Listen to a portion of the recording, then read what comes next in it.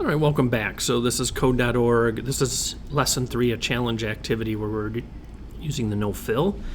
So we have these ellipses, and if we run this, we can see that they're filled with a color. Now this is just a default value, and so it just fills it with yellow. If we were to use fill up here, and let's say we did yellow, and we go ahead and run, we're just going to fill with yellow.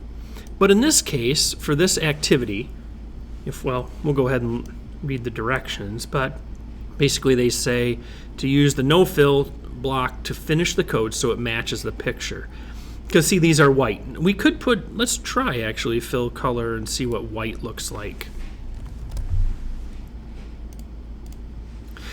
Now that's a problem because it actually covers up these. So we don't actually want a fill color. What we want to do is do a noFill, because then that will allow us to see all the lines in here.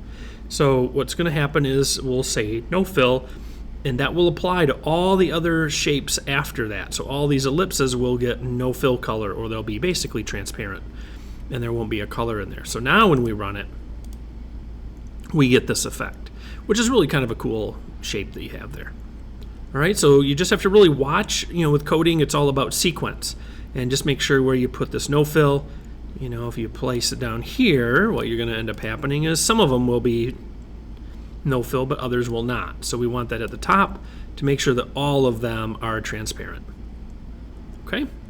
All right, hopefully that helps you, and good luck with your coding.